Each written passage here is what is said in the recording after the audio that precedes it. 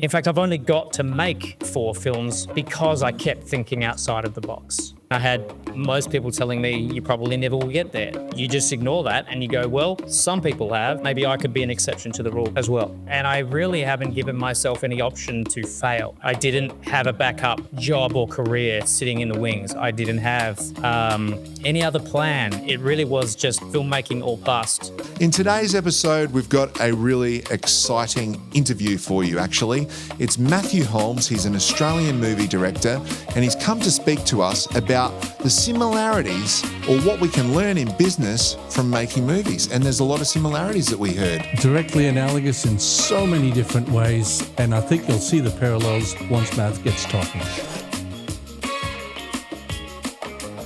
Well, welcome to Business Builders. We are your hosts. I am Brenton Gowland. And I'm Ron Tomlin. Now, in Australia, and we can only speak for Australia because this research comes from Screen Australia, only 68% of all film directors in Australia make one title.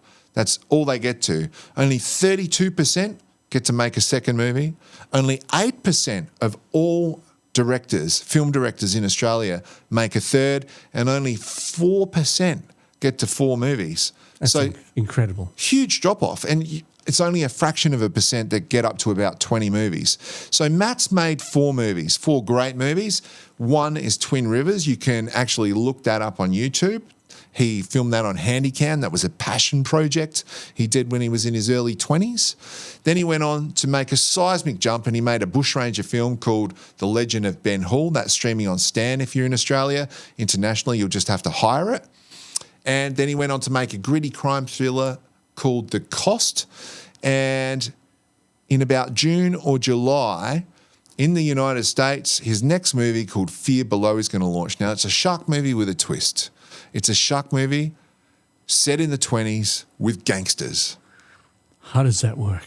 Well, I was lucky enough to go to the preview, and I was skeptical, but it's a really amazing twist. The shark actually plays a secondary character in the movie, but becomes a really important character.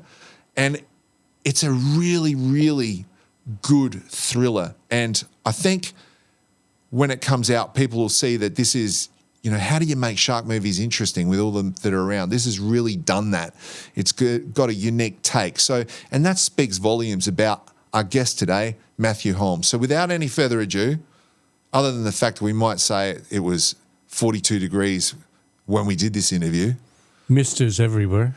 So you're gonna see what looks like smoke machines. It's actually misters keeping everyone cool. Without any further ado, let's go to the interview with Matthew Holmes. This is Matt. Please make him feel welcome. What really got me when we were talking is that the similarities between being a startup and an entrepreneur, starting a business is so similar to making movies, only you do it every single time you make a movie. And you're talking about risk and resilience and trying to bring a team together and keep them motivated when it's 42 degrees on set in the middle of the bush somewhere, or there's a torrential flood and all of a sudden your whole movie's at risk and all the money's about to be blown. And there's so many similarities. So I want to cut right through. You're in the top 4%. You've made 4 movies so far, and you've got, I think, several scripts in production? In pre-production? Well, nothing in pre-production yet, as in nothing is greenlit, so nothing's certain. But I have any number of screenplays sitting there waiting to go. So, and I'm constantly, working on this daisy chain of films, and you never know which one's going to spark next. So. Yep, and just so everyone knows, you write most of your scripts with another gentleman, Greg, right? Yes, do all my own writing, yep. I usually collaborate with other people, but... And why do you do your own writing, just so we can get the stage set? Because they're usually based on my ideas, and I can't afford to pay for anyone to do it for me, so I learned how to write my own screenplays. So, it really just, it's a job I've learned to do because I have to do it. So the question I have for you is, what's kept you going? 4 titles so far, a bank of several scripts, a couple of you've told us about and you've got out there online. What keeps you going? What's been motivating you? I think what motivates me to keep going, even though it's clearly a very difficult industry, is simply that I know I'm built to do this. And that's how I've always known that I wanted to be a filmmaker since I was 13 or 14. And everything I've ever done since that time has been in service of getting me to that goal. There's never been any question that there was anything else I wanted to do. And when I'm working in the space and making movies, it might be really hard, it could be challenging, everything, but it feels like that's where I'm supposed to be. I know this, I understand this. As I often use the example, I feel like I'm a robot who's built to do a particular function. You put me somewhere else on the line to do another function, I don't work well. I buckle up. Not very romantic. So put me on the line, put me on the film production line, and I know this is my space. So that's how I've always felt. And I really haven't given myself any option to fail. I didn't have a backup job or career sitting in the wings. I didn't have any other plan. It really was just filmmaking or bust. And I think putting yourself in that scenario really just makes you quite relentless. And then you just have to keep going because there is no other way forward but forward. That sounds to me more like a calling even than a passion. I guess so. I wouldn't. Yeah, you could call it a calling, though. You know, mate, it's just movies. Like I'm not curing cancer or anything, but like I said, it is something that you just intrinsically know in yourself that this is what I want to do. So one more just question about that. How did you find that? Like, what was it that inspired you when you had that point where you went, I'd really like to do that? I think, like most people who get into this, any kind of artistic pursuit, it is always you see something and you go, that you get inspired by and you fall in love. I'm in love with movies, and therefore and then one day I realized I could do that. I'm actually pretty good at that. And then you suddenly realize, I think I could do this. Whether I could make a living from it, I mean, I had most people telling me you probably never will get there. So you just ignore that and you go, well, some people have. Maybe I could be an exception to the rule as well. And then again, that sounds similar to some business people I know where people just tell them that that'll never happen, you know. But I like your passion and that the fact that it's what you're designed to do. But in navigating making movies, just like business has changed, we're looking at AI and changing business landscapes and geopolitical positions. I know you and I talked about the state of the world when we got together. But the film industry has dramatically changed with the rise of streaming and the changes in Hollywood and the changes in how much it costs to get a film done and how much it costs to distribute it. How are these shifts impacting your approach to making and distributing your films? It's having a significant impact, and I'm still working it out how to navigate these new waters, because the film industry that I fell in love with and what I tried to get into when I was going through the 90s and the 2000s, and I was starting out, that version of the film industry doesn't exist anymore. So I went into it, thinking this is how it's going to be, and as long as it's taken me to get here, the industry's changed, and it's changing still. So as a filmmaker, you have to learn to adapt very, very fast.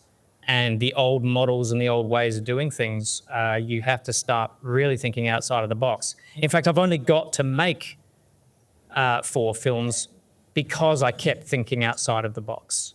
Because of the 4 films that I've made, only one of them was produced, I guess, in what you would call the traditional model, which is you get a bunch of investors and you get some grants and you get tax offsets and everything, and you go out and you make a film for $5 million. All my other films were not made that way. They were made outside of the box with much more alternative ways, and in one sense shouldn't really exist, because had I waited for the $5 million for those other 3 films to turn up, I'd still be waiting today. And I think that's probably a good takeaway, is sometimes you just got to go out and figure it out another way. Otherwise, it'll just never happen. Yeah, and that's innovation. So what does it mean getting your stuff on platforms like Stan? Is that an advantage? Do you make money from that? Look, it's an advantage in that it's validating that the work you're doing is good enough to be picked up by a distributor, sold to Stan, and put on streaming and everything. So it's validating that way. Not a lot of revenue comes from it. Any revenue that does comes from it usually gets gobbled up by a lot of people who have come onto the project after I've finished. So part of the changing landscape for me is how do I get my product, which a film is just a product. How do I get my product from concept to consumer without too many of these people getting in the way and gobbling up any revenue and reward?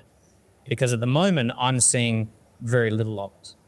So on that, have you thought, and look, that's in some senses could be seen as getting the middleman out of the way, right? Absolutely. So have you got any idea how this model could work moving forward? Because I'm sure this is something you think about a lot.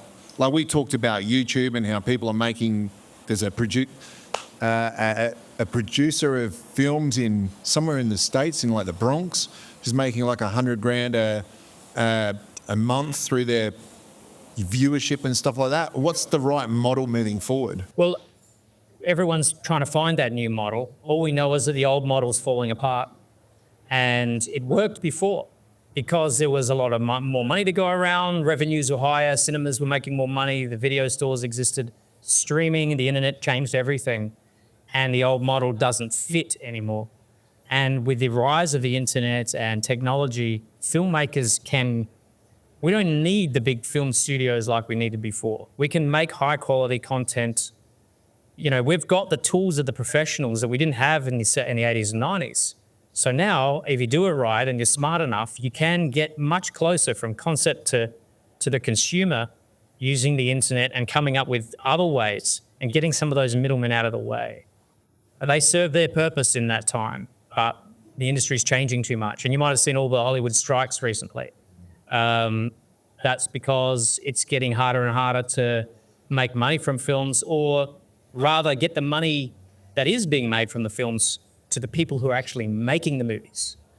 And that for me as a filmmaker is the hard part. How do I make sure that I'm being paid to make these movies rather than making these movies and putting all my effort in and then someone else getting rich off it? Yeah, and that model, and I don't want to put fear into anyone, but that model happens with different industries. Like you can think about the real estate.coms and all the different platforms we've got, like car sales and all these different things. They start to remove that middleman kind of. Yeah, they do, yeah.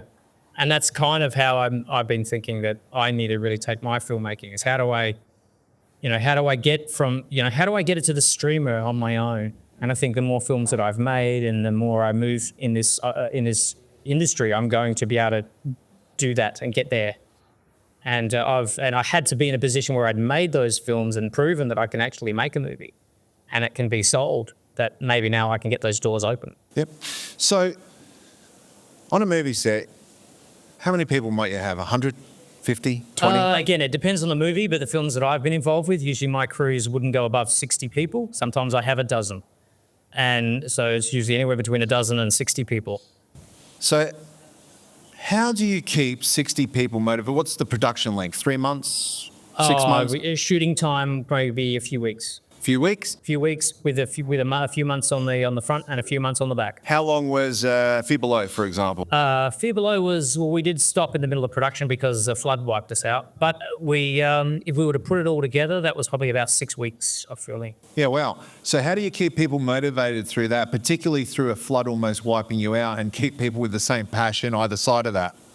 Well, apart from a paycheck, and people wanting to turn up to work and get paid, how do I motivate them? Well, on other films that I've worked on, one of the biggest ways that I motivate cast and crew is to actually treat them more as a collaborator. Film is a very collaborative medium, so it may be different in other industries, but film's extremely collaborative. So what I try to do is make what I'm doing, bring other people in, bring them on board, get them invested in what I'm doing so they see something in it for them.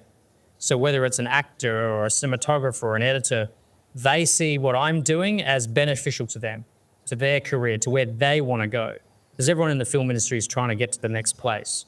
So I find bringing everybody in, asking what their ideas are, making them feel more a part of a team, and so it's less of a dictatorship. I'm just a director who walks on and tells everybody what to do.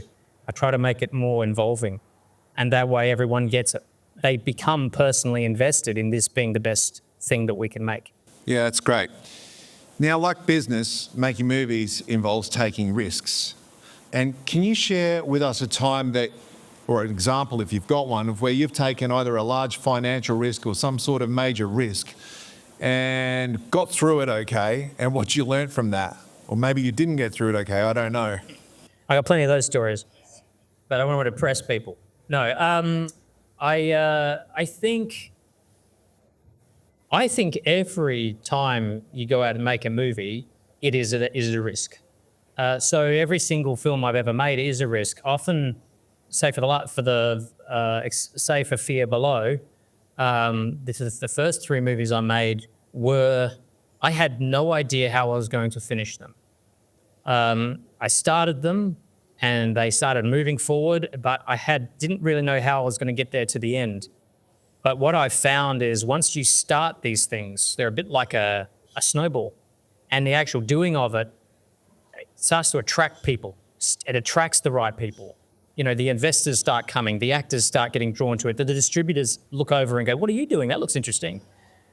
But if I sat there in my room with just my computer and just waited for all the finance and all the absolute certainties to land in my lap before I started, it never would have happened. So it's almost being willing to take the risk, invest my own time, my own money, and get like-minded people involved. It suddenly gathers its own steam and it gets to the end and it gets finished. And you all wonder, how the hell did we do that? But and that's something that I continue to take through. So, you know, every film is a risk, and I think every film is a little bit like that. You don't quite know how you'll get there, but if you start it, you'll get there. Okay, and when we started talking, you were talking about like you were designed and built to do this. So what does the vision look like if you got exactly what you wanted? Where would you be and what would it look like and what would you be doing? Well, I'd spend more time making movies than chasing money to make movies, that's for sure. For me, it looks like having my own, running a film studio that I'm making the decisions on what gets made. I'm financing those things myself. I'm taking the risk myself. I'm investing in new and upcoming talent. And we are, generating products and building a customer base of people that keep coming back to us. It's almost like my own little mini Netflix. I've got no interest in, creating something like that big, but, creating, high quality products and films that people love and enjoy, and, and working every day on movies and being around other people that love movies. Yeah, great. Okay, last 2 things. What's the one piece of advice from what you've learnt that you could give to everyone here today? So what do you think about, let's say, balancing your passion versus the financial reality of what we're doing? What would be your one piece of advice for all of us? I think be realistic. I think is be realistic with what you're trying to achieve. But if you genuinely believe that what you've got is good and it's going to be worth it and it's other people are going to like it, they just don't know about it now. So that could be any product, any service. Just keep persevering. Like, just don't give up. Don't let anybody come along and say, no, that doesn't work. I think you have to be, I often use this example. You've got to be the last person hanging onto the monkey bars. And I use that all the time. It's a competition where everyone hangs onto the monkey bars. Who's going to be the last one? And even though your arms are going to hurt and it's going to burn, it's going to be painful, eventually, if you hang in there long enough, you'll be the last person. And that's really that's what's got me here, is just being the last person on the monkey bars. I like that. Now, finally, how can businesses support the film industry and what opportunities exist? Because there used to be, as you said, tax credits, all that kind of thing in the past. What opportunities exist for people to support you in your upcoming projects? Well, look, there's always tax incentives. We're fortunate to live in a country that does have good tax incentives for investors that can be used to, mitigate risk and so on. If anyone wants to, get involved in the film industry, and, it's hard, you can't just invest in the industry, you have to invest in people in that industry and their particular projects or studios. So it's really about finding the people that you believe in, people you think they've got what it takes, you like what they want to create, and supporting them. All filmmakers need investors. Movies do not happen Just movies do not come out of the ether, even though they seem to come out of the ether when we switch on Netflix. There's 100 new movies, and we just think they just grow, they just appear. But behind every movie, there is ultimately some investor or someone who went, I believe in this person, I believe in this film, let's make it happen. And that's how they come about. So I know you didn't know this, but do you all know who created Nicole Kidman? This is not a joke. It's an Adelaide business. Well, no. Who launched Nicole Kidman's career? It's an Adelaide business. Nielsen's Electrical. They funded BMX Bandits, and Nicole would have definitely found another way to start a career, but they funded that because I did some work with Nielsen's a while back, and they told me this quite proudly, and I was like, what? And they said it was simply because the gentleman who ran Nielsen's was passionate about the film industry, and Nicole Kidman has a lot to thank Nielsen's Electrical for. So there you go. Yeah, that's pretty much, you'll find stories like that all across the film industry. Someone believed in somebody and put in a little bit of money, and then it created things. Now, just quickly, I've got 5 minutes for questions. Does anyone want to ask Matt a question? Thanks, Brett. And Matt, great to talk to you earlier. Learn a lot from you. One of the things that stands out, you mentioned the pitch of the movie or the project, and that I took away as being one of the most critical things. In terms of business that we're all in, one of the most important things that we always talk about is an elevator pitch. Like, who are you within as fewer words as possible, but the most impactful words. Can you tell us more about how you deal with that? Well, in the film industry, we have exactly that, the elevator pitch. The idea that if you were stuck in an elevator with Walt Disney, you would turn to him and go, hi, I'm Fred, and I got a great idea for a film. This is what it is. And you've got till he gets to the 5th floor to tell him before you lose him forever. I think all good movies, you can consolidate, all great ideas even, you can consolidate into one sentence, one thought that when that person hears it, they go, I get it. I like that. And I think if you, as a filmmaker, you must know what that elevator pitch is. And if it's too hard to explain and it's too hard for someone to grasp, you'll lose them, they'll walk out the elevator and nothing will happen. So it's as true in the film industry as it is in probably any other business. Know your product and how you can explain it like that in a way that people will get it. Anyone else? Thanks, Matt. Today you'd probably get in an elevator with Bob Iger or is it Kathleen Kennedy? Kathleen Kennedy? Yeah. What about? Got lots of money to throw around, hasn't she? Yeah, she does, but she's not throwing any my way. She's too busy throwing it at failing Star Wars projects. At crap movies. The rise of AI and how it's increased significantly in terms of how it can render fairly accurately, it appears, in certain limitations. Do you see that coming in and you utilising that a lot more? Personally, I think it'll be relatively limited, though not completely off the table. But personally, for me, it won't be a large part of what I do, because but I can see it taking over other industries and other parts of the film industry and disrupting that. But ultimately, filmmaking is an artist's medium, and I think the best films. I don't think in any world The Godfather will ever be created by AI. Jaws will never be created by AI.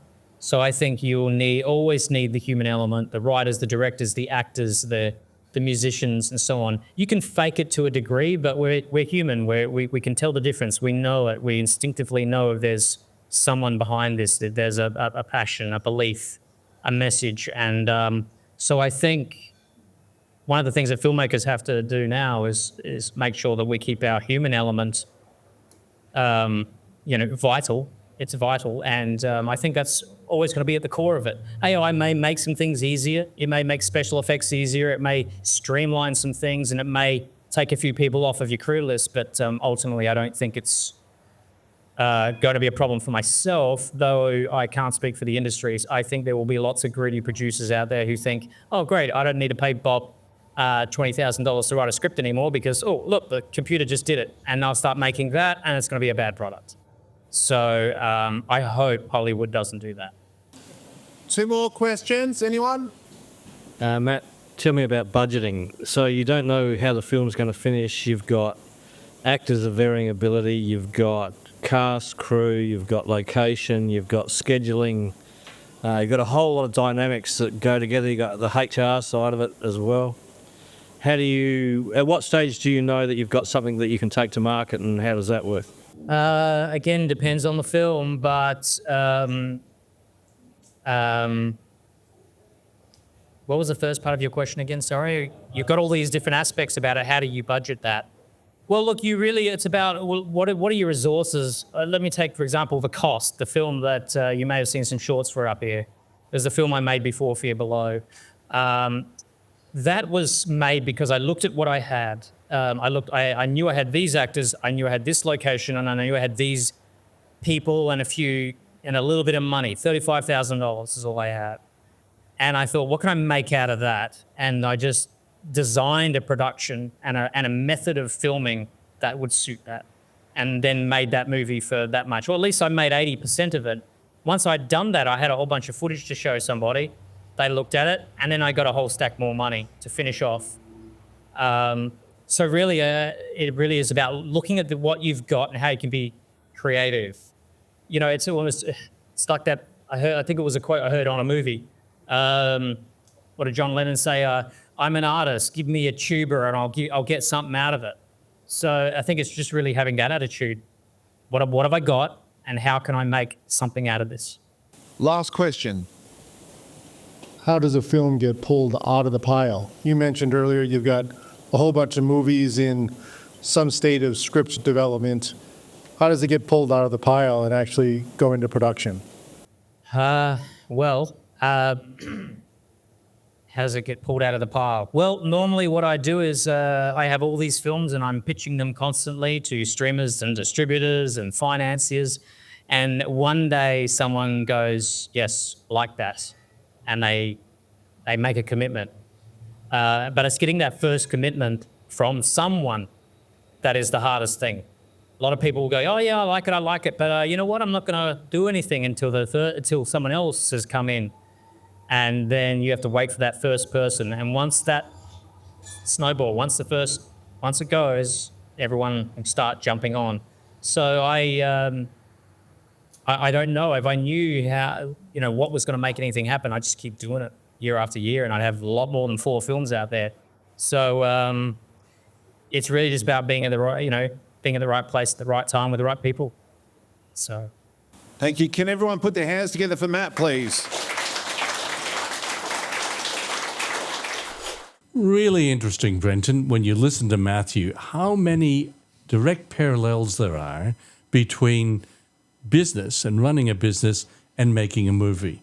All the work that goes into developing the idea in the first place, the passion for that, like the passion for building a business, all the work that goes into recruiting the right people, all the systems that are required to keep people inspired, keep investors inspired, keep the momentum going, directly analogous to the situation of businesses. Yeah, I think we could. Well, I certainly learned a few things from talking to Matt. I thought that was really good. The one thing that really stuck out to me was just get it happening. You know, there was the conversation that Matt was talking about where, okay, you've got a certain finite amount of resource. Well, if you're entrepreneurial, why wait? You can't. You won't have all the resource you want. Just get started. And that whole bit about attracting, if you go out and start, people go, ooh, what are you doing over there? What are you doing over there? You get interested. I thought that was really good. People often have to see something happening for them to be willing to make the effort to get on board. So what was the biggest standout for you in the interview with Matt? The biggest standout were the parallels, as I said, between that and business, inspiring people, recruiting people, keeping investors engaged and communicating. All of that really resonates with what we talk about on Business Builders, about running businesses. And finding the new business model, because the film industry, the creative industry, the music industry, they're all going through seismic shifts in how the financial model looks.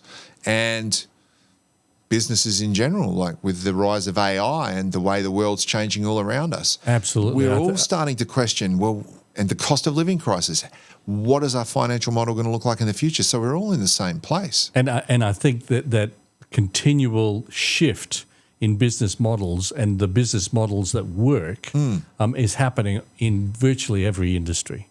So that example of the film industry is quite inspirational for people who are in other industries. It might not have happened yet, but it will be happening. Yeah, so I guess our question to you is, what did you get out of our interview with Matt today?